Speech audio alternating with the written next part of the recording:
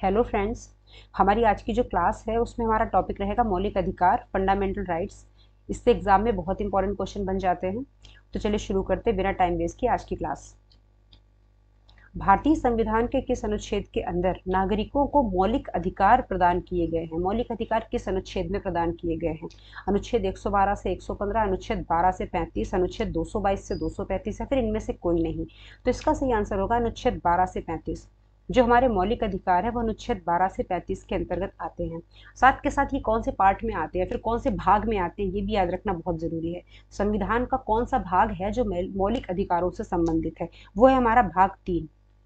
इसका भाग भी याद रखना बहुत जरूरी है। भाग 3 जो है वो मौलिक अधिकारों से संबंधित है। अनुच्छेद 12 से 35 ये मौलिक अधिकारों से संबंधित है। नेक्स्ट देखते हैं। भारतीय संविधान में संशोधन करके शिक्षा का अधिकार कब जोड़ा गया? ये जो शिक्षा का अधिकार है ना, ये बहुत इंपॉर्टेंट है एग्जाम के दृष्टिकोण से। ये लगभग हर एग्जाम में इससे क्वेश्चन बनता है शिक्षा के अधिकार से। तो आज हम इससे संबंधित जितने भी प्रश्न बन सकते हैं एग्जाम के अंदर वो आज सारे हम डिस्कस कर लेंगे। तो पहली चीज तो शिक्षा का अधिकार कब जोड़ा गया ये पूछ रहे हैं। 1 अप्रैल 2010, 1 अगस्त 2010, 1 अक्टूबर 2010 या फिर 1 दिसंबर 2010? इसका सही आंसर होगा 1 अप्रैल 2010। 1 अप्रैल 2010 को संविधान में संशोधन करके शिक्षा का अधिकार जोड़ दिया गया था, लागू कर दिया गया था। ये आया कब था? ये आया था शिक्षा का अधिकार अधिनियम से। ये शिक्षा का अधिकार अधिनियम कब आया था? ये भी एग्जाम में बहुत महत्वपूर्ण प्रश्न बन जाता है कि जो शिक्षा का अधिकार अधिनियम है ये कब आया था। ये जो शिक्षा का अधिकार अधिनियम है ये आया था 2009 में।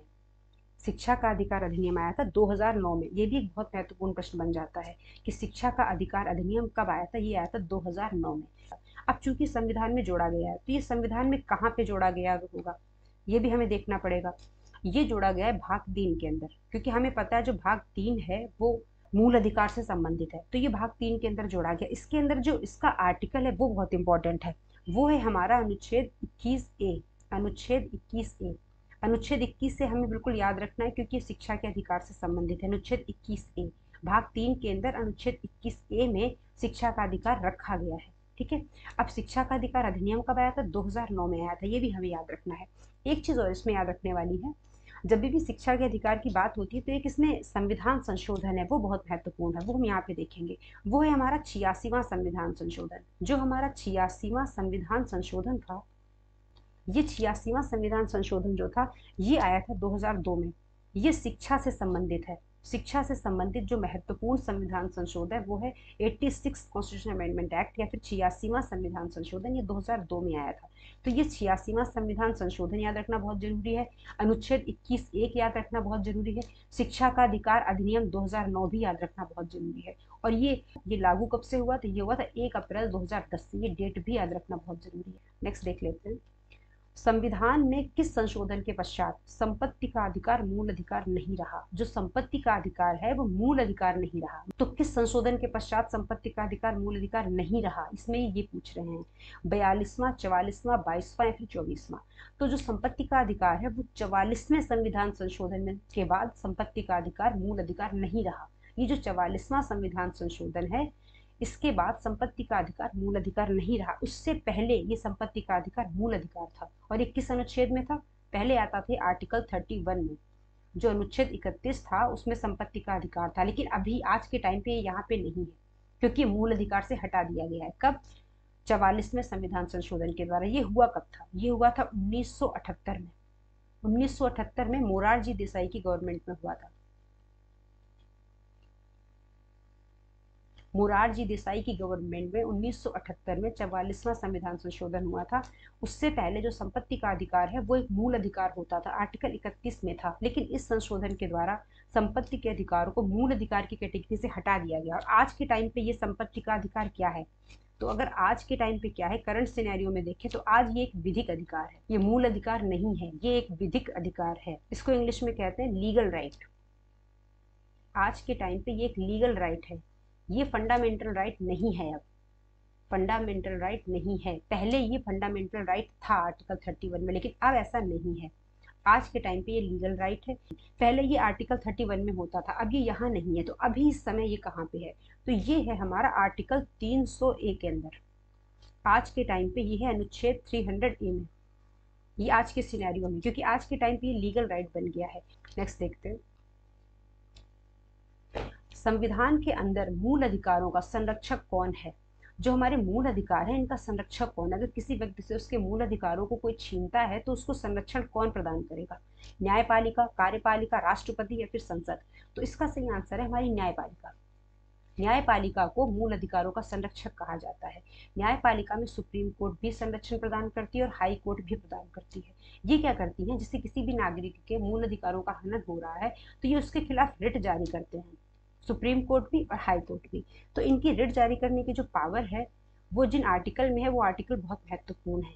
जैसे कि जो सुप्रीम कोर्ट की रिट जारी करने की जो पावर है वो है आर्टिकल 32 और हाई कोर्ट की जो रिट जारी करने की पावर है वो है आर्टिकल 226। ये दोनों ही आर्टिकल बहुत महत्वपूर्ण है, लेकिन जो आर्टिकल 32 है ये और ज्यादा महत्वपूर्ण है। क्यों? आप यहाँ पे देख लो, ये जो आर्टिकल 32 है इसका एक और नाम है, इसको कहा जाता है संवैधानिक उपचारों का सिद्धांत। इसी आर्टिकल को डॉक्टर बी.आर. अम्बेडकर ने संविधान की आत्मा कहा था। ये एग्जाम में डायरेक्ट बनता है क्वेश्चन कि डॉक्टर बी.आर. अम्बेडकर के हिसाब से संविधान की आत्मा इनमें से कौन है? तो जो संविधान की आत्मा है डॉक्टर बी.आर. अम्बेडकर के हिसाब से वो है आर्टिकल 32। नेक्स्ट देख लेते हैं। निम्नलिखित में से किस एक अधिकार को डॉक्टर बी.आर. अम्बेडकर जी के द्वारा संविधान की आत्मा कहा गया है? अब इस क्वेश्चन में कुछ भी नहीं एक्सप्लेन करने के लिए, इससे पहले वाले क्वेश्चन में सारा एक्सप्लेन किया हुआ है। सही आंसर है पार्ट सी, संवैधानिक उपचार का अधिकार। यह आर्टिकल किसमें? यह आर्टिकल 32 में है, अनुच्छेद 32 में है ये संवैधानिक उपचार का अधिकार। नेक्स्ट देख लेते हैं। भारतीय संविधान में समता का अधिकार का संबंध किस अनुच्छेद से है? ये जो समता का अधिकार है इसका संबंध किस अनुच्छेद से? समता के अधिकार का मतलब है समानता का अधिकार। समानता का अधिकार, देखो जो हमारे मूल अधिकार है वो हमें पता है कि 12 से 35 में आते हैं, पूरे मूल अधिकार 12 से 35 में आते हैं। उसमें से बीच में आता है समानता का अधिकार या समता का अधिकार, ये आता है 14 से 18। जो 14 से 18 है ये है समानता का अधिकार। 14, इसमें 5 आर्टिकल आते हैं, 14, 15, 16, 17 और 18।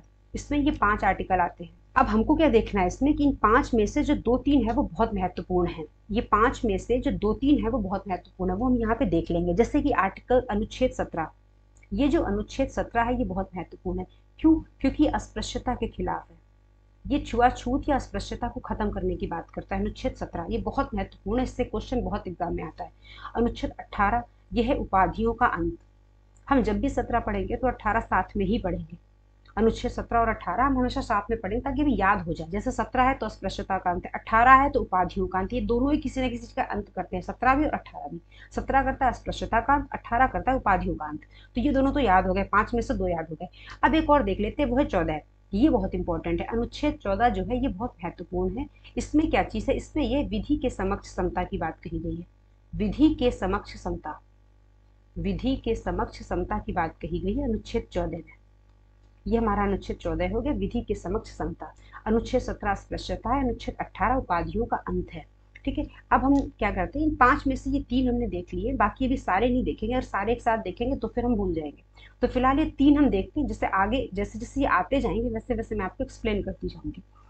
तो इस क्वेश्चन का सही आंसर देखते हैं कि भारतीय संविधान में समता का अधिकार का संबंध किस अनुच्छेद से है? तो वो अनुच्छेद है 14 से 18। तो इसका सही आंसर होगा ये वाला, अनुच्छेद 14 से 18, ये इसका सही आंसर है। नेक्स्ट देख लेते हैं। निम्न में से कौन सा अनुच्छेद है जो कानून के समक्ष समानता से संबंधित है? अब ये देखो आप, कानून के समक्ष समानता, इसका क्या मतलब है? कानून का मतलब है विधि, कानून को ही विधि कहते हैं। विधि के समक्ष समानता, इससे पहले वाले क्वेश्चन में हमने देखा कि जो आर्टिकल 14 है, अनुच्छेद 14 है, ये विधि के समक्ष समानता का है। वही चीज इसमें पूछ रहे हैं कि कौन सा अनुच्छेद है इनमें से जो विधि के समक्ष समानता से संबंधित है? वो है हमारा अनुच्छेद 14। अनुच्छेद 14 जो है वो विधि के समक्ष समानता से संबंधित है। इसका आंसर हो गया ये। अब यहाँ पे जो 3 और ये दिए हुए हैं ना, ये भी अलग अलग प्रकार की समानता, इनको भी हम देख लेते हैं। जैसे कि अनुच्छेद 17 ये अस्पृश्यता, अस्पृश्यता को खत्म करता है या फिर छुआछूत के भेदभाव को खत्म करता है, ये हमें पता है। अस्पृश्यता या छुआछूत का भेदभाव जो खत्म करता है वो है आर्टिकल 17, अनुच्छेद 17। अब देखो इसको याद रखना बहुत आसान है, क्योंकि जैसे हम अस्पृश्यता बोलते हैं ना, अस्पृश्यता, तो अस्पृश्यता में शाह साउंड करता है, और जब 17 बोलते हैं तो भी शाह साउंड करता है, 17 बोलते हैं तो भी शाह साउंड करता है। तो अस्पृश्यता को हम 17 के साथ कनेक्ट कर सकते हैं। अगर याद रखने के लिए हम इसको कनेक्ट कर सकते हैं अस्पृश्यता को 17 के साथ। बाकी देखते हैं अनुच्छेद 15 और अनुच्छेद 16। अनुच्छेद 15 क्या करता है, ये भेदभाव ना करने के लिए कहता है। आप भेदभाव नहीं कर सकते, कुछ पर्टिकुलर ग्राउंड्स हैं उनके आधार पर आप किसी के साथ भेदभाव नहीं कर सकते। वो ग्राउंड्स क्या क्या है, जैसे कि धर्म है, लिंग है, जाति है, जन्म स्थान है, इनके आधार पर आप किसी के साथ भेदभाव नहीं कर सकते। ये अनुच्छेद 15 में ये बात कही गई है। और ये जो अनुच्छेद 16 है, इसके बारे में सिंपल वन लाइनर हमें याद रखना है, अवसर की समानता। ये बात करता है अवसर की समानता की। कौन? अनुच्छेद 16। अनुच्छेद 16 अवसर की समानता की बात करता है। अनुच्छेद 15 भेदभाव नहीं करना है, इसकी बात करता है। 17 अस्पृश्यता के खिलाफ है। और जो अनुच्छेद 14 है, ये विधि के समक्ष समता की बात करता है। ठीक है, तो इससे ये चारों आपको याद हो जाएंगे यहाँ से। नेक्स्ट देखते हैं, निम्न में से कौन से प्रकार की समानता है जो मौलिक अधिकार में सम्मिलित नहीं है? कौन से प्रकार की समानता है जो मौलिक अधिकार में सम्मिलित नहीं है? कानून के समक्ष समानता, अवसर की समानता, सामाजिक समानता या फिर आर्थिक समानता। देखो, कानून के समक्ष समानता या विधि के समक्ष समानता, ये हमको पता है आर्टिकल 14 में आता है, ये तो पता ही है हमको। अवसर की समानता की अगर बात करें तो जो हमारा अनुच्छेद 16 था, अनुच्छेद 16, इससे पहले वाले क्वेश्चन में मैंने आपको बताया था, जो अनुच्छेद 16 है ये अवसर की समानता की बात करता है। वही चीज है, अवसर की समानता अनुच्छेद 16 में आती है, आर्टिकल 16 में। अब सामाजिक समानता की बात करें तो जो हमारा आर्टिकल 15 था, जिसमें हमने चीज कही थी कि हम भेदभाव नहीं कर सकते समाज में इन 4-5 आधारों पर, लिंग के आधार पे, जाति के आधार पे, धर्म या फिर जन्म स्थान के आधार पे जो भेदभाव नहीं कर सकते, वो एक तरीके से सामाजिक समानता को प्रमोट करता है। तो ये आर्टिकल 15 में आता है। जो आर्थिक समानता है, इसका सही आंसर हो जाएगा आर्थिक समानता। नेक्स्ट देखते हैं, भारतीय संविधान का कौन सा अनुच्छेद है जो छुआछूत का विरोध करता है? कौन सा अनुच्छेद है जो छुआछूत का विरोध करता है? वो अनुच्छेद है 17। छुआछूत या अस्पृश्यता के खिलाफ जो अनुच्छेद है वो है अनुच्छेद 17। इसका होगा सी पार्ट आंसर। अनुच्छेद 18 क्या है? उपाधियों का अंत। जब भी 17 पढ़ेंगे तो साथ में 18 अपने आप ही पढ़ लेंगे। उपाधियों का अंत है। 17 में अस्पृश्यता का अंत है। 16 में क्या है? अवसर की समानता है। 16 में क्या है? अवसर की समानता है। और 15 में क्या है? भेदभाव नहीं करना है लिंग, जाति, धर्म और जन्म स्थान के आधार पर। ये है अनुच्छेद 15। नेक्स्ट देख लेते हैं, ये जो बार बार मैं आपको हर क्वेश्चन में ये बता रही हूँ, ये आपको रिवाइज करने के लिए है। आप जैसे बार बार देखोगे ना, फिर आपको धीरे धीरे सब रिवाइज होता जाएगा।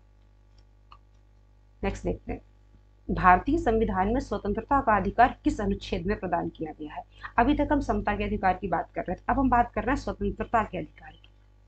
देखो, समता का अधिकार था 14 to 18, ये था समता का अधिकार।